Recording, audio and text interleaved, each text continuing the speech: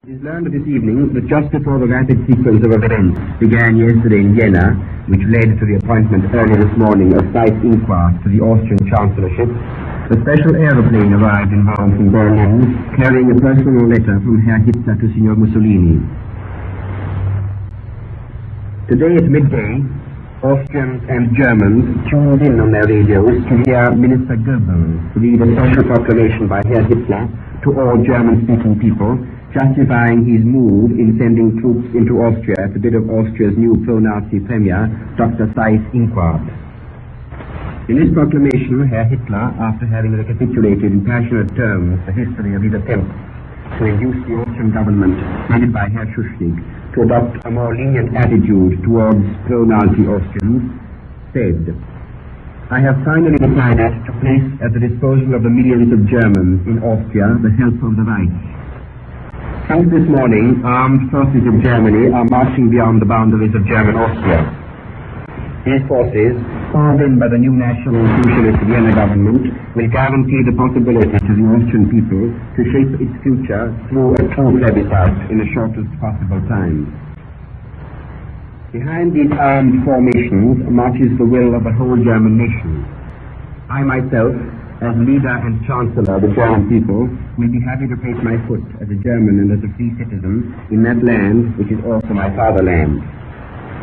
The world must convince itself, ends the Führer's proclamation, that the German people of Austria are now living hours of the deepest joy.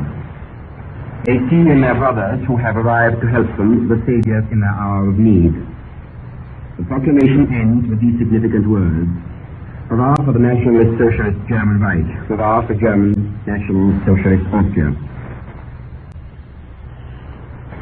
The first official inkling that a change was impending in the Austrian setup came yesterday, when the Vienna radio laconically broadcast the following communique: "The Chancellor and leader of the Popular Front has decided to postpone the plebiscite due on Sunday.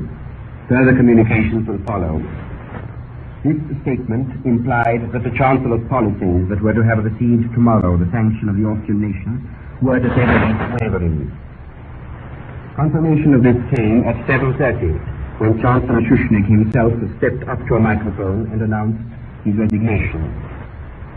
He then spoke: "Austrian women and men, this day has placed us before a great situation. The government of the Reich, of the German Reich, has sent to our federal president an ultimatum, according to which the federal president must name chancellor a man of their designation and constitute a cabinet in compliance with the proposals of the German government, otherwise German troops will enter Austria.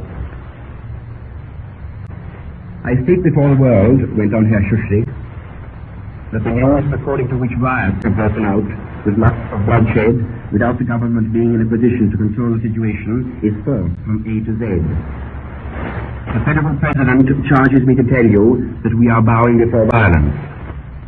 As we do not intend, even in this climatic hour, to spill German blood, we have ordered our army to draw back without substantial resistance in case the invasion should take place, and to await the decisions of the next few hours. Thus," ended Herr Schuschnigg, "I take leave from the Austrian people with this wish: may God protect Austria." The statements contained in Herr Schuschnigg's speech were officially denied today in Berlin. Herr Schuschnigg's pronouncement was followed a little later by an address of incoming Chancellor Seyss Inquart, who also broadcast his words over the radio.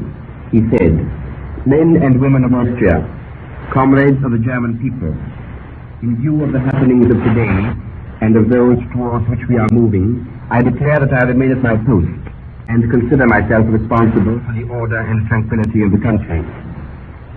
I invite everyone to maintain the same order and tranquility.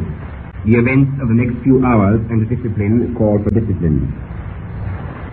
Any demonstration must be kept within reasonable bounds. I particularly appeal to the Austrian National Socialists to preserve order and induce their comrades to act in this sense. I count on them to uphold the executive power and to keep ready for any emergency. I remind you also that any resistance against an eventual advance of the German army is out of the question. I invite you to unite and help us to face a happy future." The actual appointment of Dr. Seyss-Inquart to the Chancellorship did not come until 1:30 this morning, when the great windows of the balcony of the Chancellery were thrown open and a new cabinet list was read to the people amongst much applause. This list included, besides Seyss-Inquart, Dr. Horstenau as Vice-Chancellor, Dr. Wolf for Foreign Affairs, Dr. Huber, Göring's son-in-law, for Justice. This afternoon at 3:45, 5 truckloads of German soldiers, led by a lieutenant colonel, reached the Brennero Pass on the Italo-Austrian frontier. Their commander immediately contacted the political and military local authorities. The German officer spoke in Italian to the Italian commander of the Brennero garrison, saying, "I bring to you the greetings of the German nation and the expression of German admiration for your leader." The Italian commander answered, thanking the German colonel and expressing words of sympathy for Germany and the Führer. The meeting developed along lines of cordial comradeship. After 2 hours, the German contingent left for Innsbruck, leaving behind them a non-commissioned officer with a few soldiers for police work. From London in the meanwhile, we learn that following a cabinet meeting, an official communique has been issued which says that the British government considers the action undertaken by the German government with regard to Austria cannot but reflect on Anglo-German relations and on the sense of security in Europe.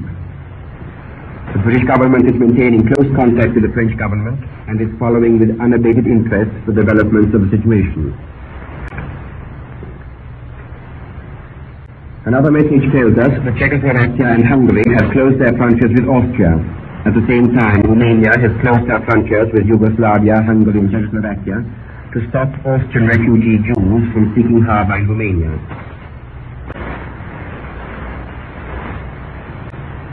Herr Hitler this evening gave an address at Linz in Upper Austria.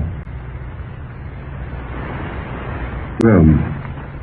In a leading article on the front page of the Giornale Italia, Signor Virginio Gaida this evening faces squarely the latest Austrian developments under the title Germany and Austria, the Fatal Course. After tracing the past events and changes which have led up to the current move, Signor Virginio Gaida writes, "The gaze of foreigners turns to Italy, as if awaiting some extraordinary reaction. In Italy, however, Mr. Gaida states, there can be no perturbing reaction. The Italian position is perfectly clear and precise. Italy has placed no obstacles and intends to place no obstacles in the path of a natural stage of German national history."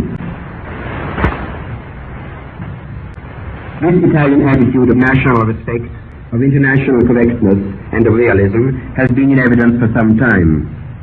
On March the 1st, 1937, for instance, confronted with the surprise simulated in some foreign quarters at Italy's position in regard to the injudicious agitation for the Habsburg restoration in Austria, we wrote, "The fascist government will certainly not be the one to undervalue great historic national traditions."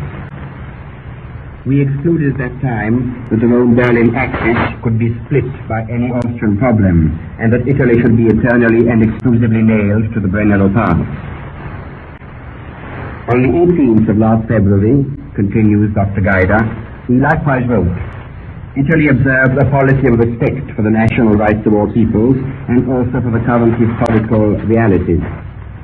It would be more than folly, it would be cruel to try and spur 7 million Austrians against 66 million Germans, and especially on a question which is based on national unity.